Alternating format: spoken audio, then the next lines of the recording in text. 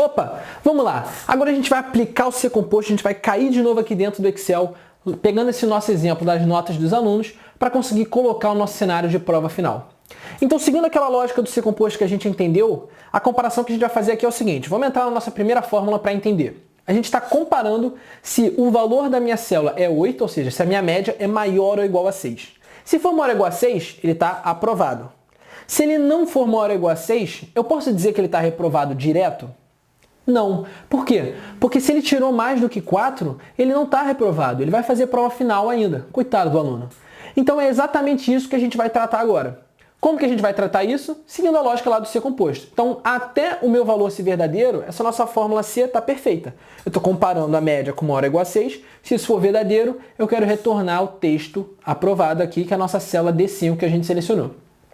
Agora, o nosso valor se falso não vai ser reprovado. A gente vai colocar aqui um outro C para tratar esse nosso cenário. Por quê? Porque se ela for menor do que 6, eu vou analisar, ela é menor do que 4? Porque se for menor do que 4, aí sim ele está reprovado. Se não for menor do que 4, ele está em prova final. Então é justamente essa comparação que a gente vai fazer. Vou colocar lá, se a minha média, e aí repara esse problema aqui, esse problema clássico, problema que pode acontecer. Se eu tentar clicar aqui na média, repara que o mouse está com aquele símbolozinho do mouse quando você vai escrever.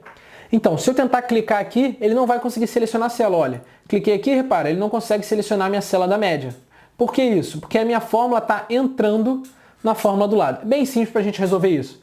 A gente clica numa outra célula qualquer, então ó, cliquei aqui na minha célula D8 e aperto uma vez com a setinha do teclado para o lado. E aí pronto, eu chego ali na fórmula E8 que eu queria. Ou então, você poderia chegar aqui direto e escrever E8, que ele pegava normalmente.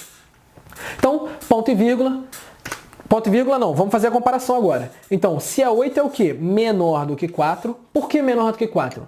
Porque se ele for menor do que 4, agora ele está reprovado. Se ele for maior ou igual a 4, ele está então em prova final. Então, se a 8 é menor do que 4, aí sim, ponto e vírgula. Se isso for verdadeiro, se essa comparação for verdadeira, se ele for menor do que 4, é o quê? Ele está reprovado. Então, vou selecionar a célula onde está escrito reprovado. Lembrando que a gente só vai trancar depois que a gente terminar a nossa fórmula e ela estiver funcionando. Ponto e vírgula, valor se falso.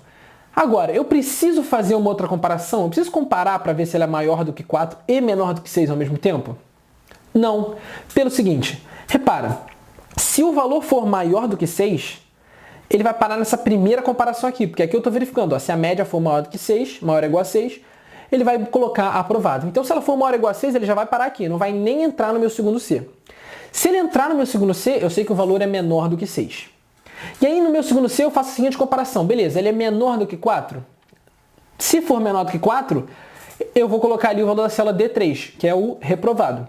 Se não for menor do que 4, eu sei que ele é maior do que 4, mas eu também sei que ele já é menor do que 6, porque ele só chega no segundo C se for menor do que 6. Ou seja, essa minha última comparação, eu não preciso fazer um novo C aqui dentro. Eu simplesmente preciso selecionar o caso da prova final, porque se ela não for menor do que 4, então o aluno tirou mais do que 4 e menos do que 6. Então eu estou em prova final.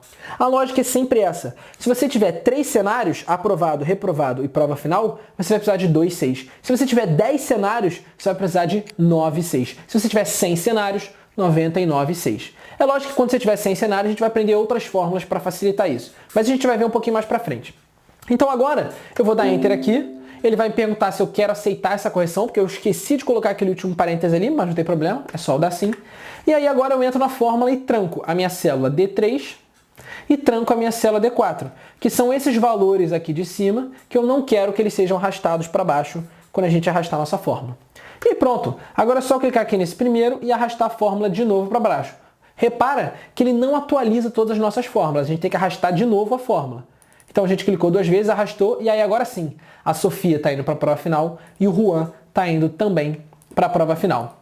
Uma observação aqui geral, um exercício que eu aconselho você a tentar fazer é agora relembrar. Lá aquela formatação condicional que a gente aprendeu a fazer, seria muito legal se você conseguisse aqui, nessa coluna de situação, colocar aquela formatação condicional igualzinha está aqui em cima. Um aluno que for reprovado em vermelho, prova final em amarelo e aprovado em verde. Porque aí eu consigo bater o olho aqui e identificar o cara que está bem, o cara que vai fazer ainda uma prova e o cara que já está reprovado.